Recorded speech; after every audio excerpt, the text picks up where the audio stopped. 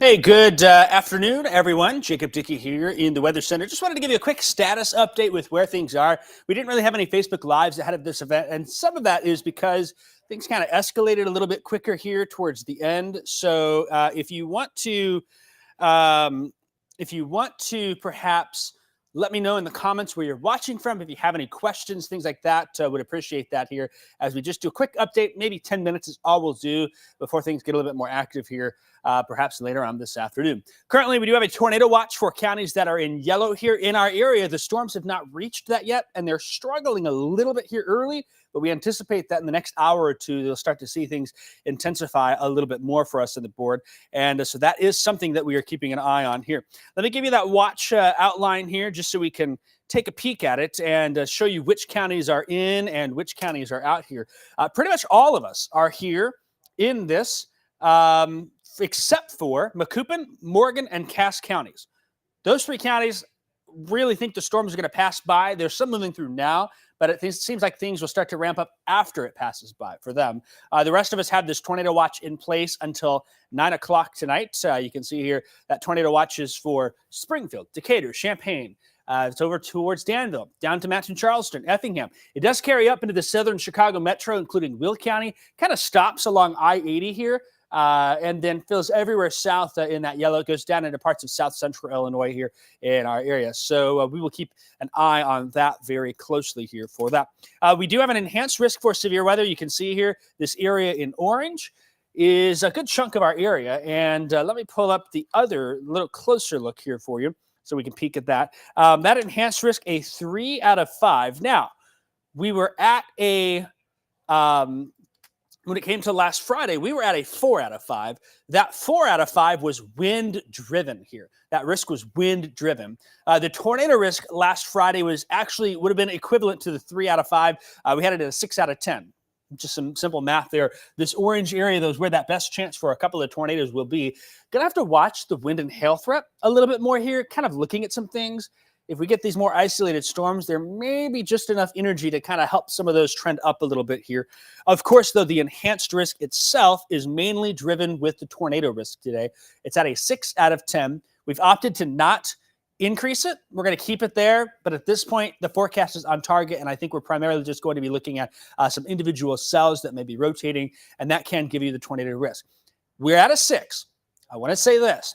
A 6 out of 10, while yes, is a little higher than a normal severe weather event here, a lot of us aren't going to be affected by tornadoes. Remember, tornadoes are typically small, but we still can get a number of them here. We had 10 of them in our WCIA3 viewing area last Friday with the 6 out of 10. We've had 6 out of 10s where we've had none.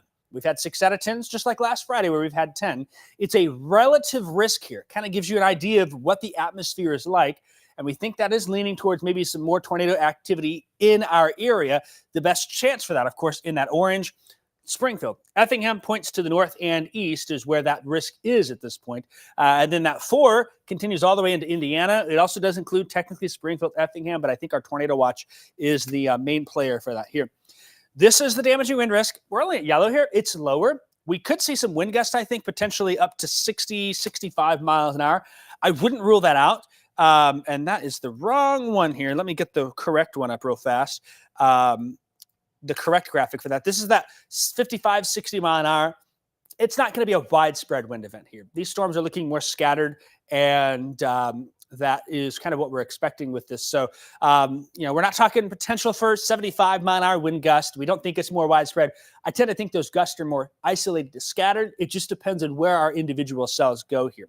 The hail threat, I was probably a little bit low on my initial thoughts on this.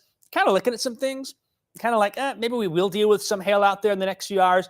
Going to go with some golf ball size hail, and that is a possibility with this for the areas in orange there. Some of those storms may just be a little more intense, a little more robust, and you can sometimes get that.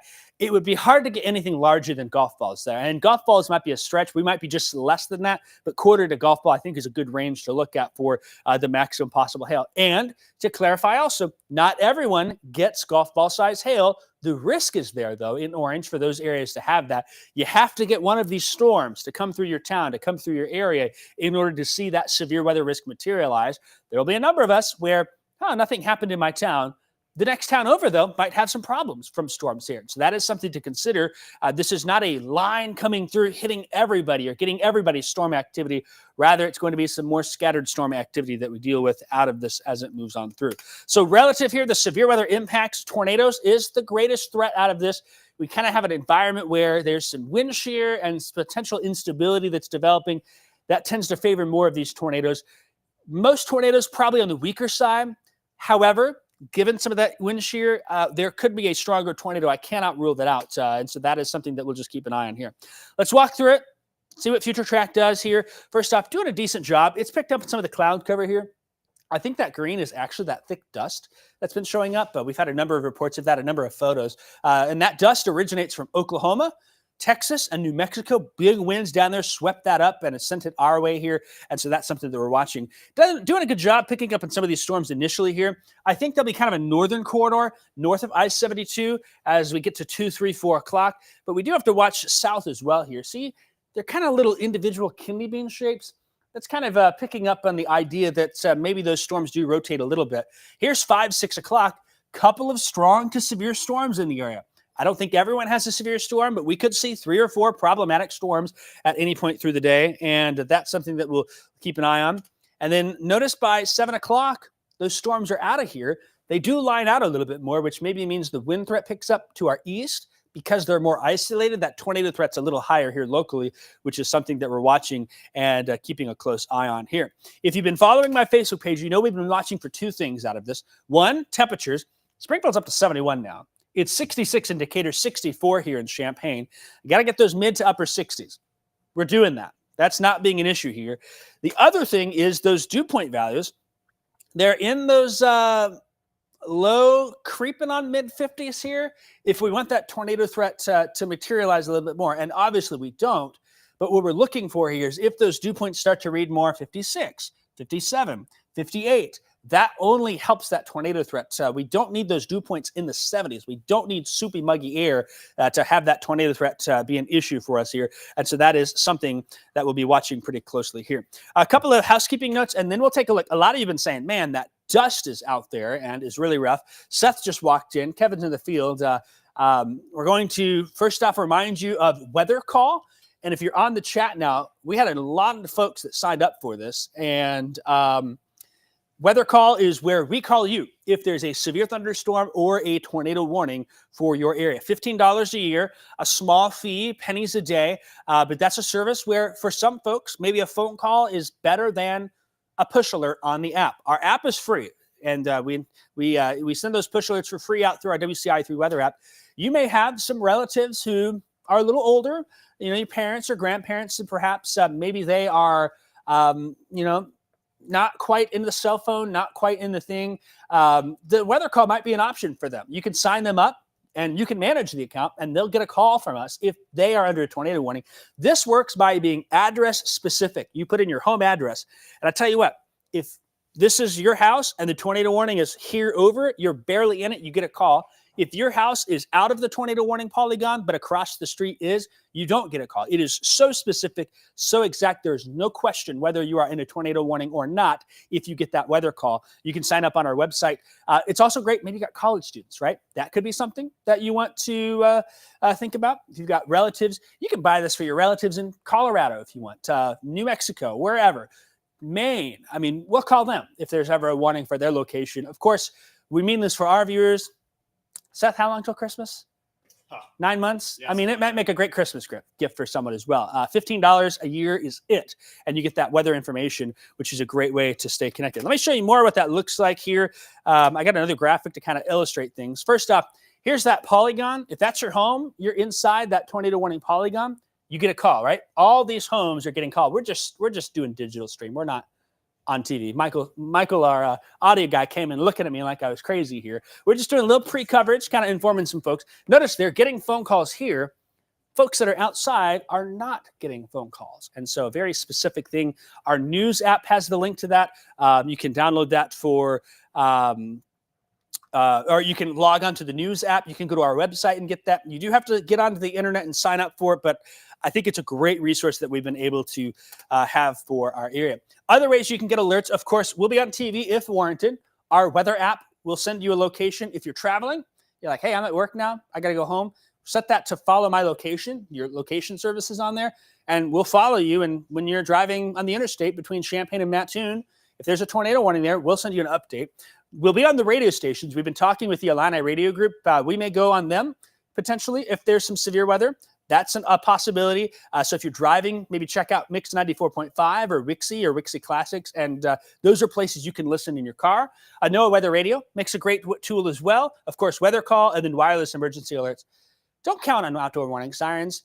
They're meant for outdoor folks. We've had a lot of folks saying, I didn't hear the sirens Friday night. Well, there was so much wind and those storms were so wet and rainy. You might hear them when they test them on a clear day, but on a windy, stormy day, you can't count on that. And so that's something to note. And then while Facebook and Twitter do not make great ways to stay up to date in the moment, you can turn there to catch our digital stream as well. So that is something that I wanted to share. And then the last thing here is we'll give you the app. The app is a great resource. I'll put that link up as well. You can download our app for free. Follows your locations. You can stream severe weather coverage, get information like that, all on our app, and it makes a great resource as well. We encourage you to have more than one way, at least 2 ways to get weather information.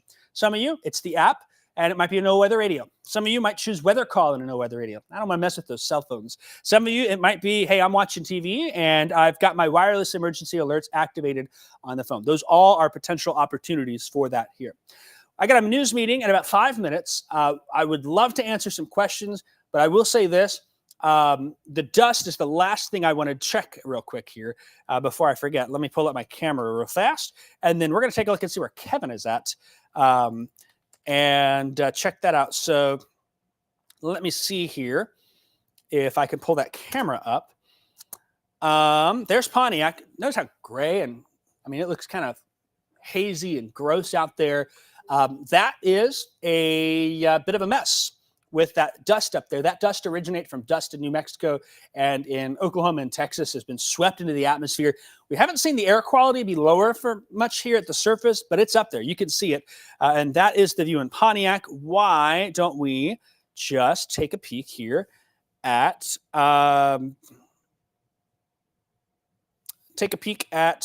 just seeing Kevin text me. I'll pull up his camera in a second here. We're going to take a look in Danville, see what it looks like there. And I'm seeing Seth on my screen too. He's setting up the chroma key back there. Danville will be popping up in a second, I think. And we'll see if it looks hazy there. Kind of got that gray, mottled brown looking sky. How about Gibson City? We'll jump to Champaign and then we'll work our way west here in a second. Gibson City, that haze is definitely there.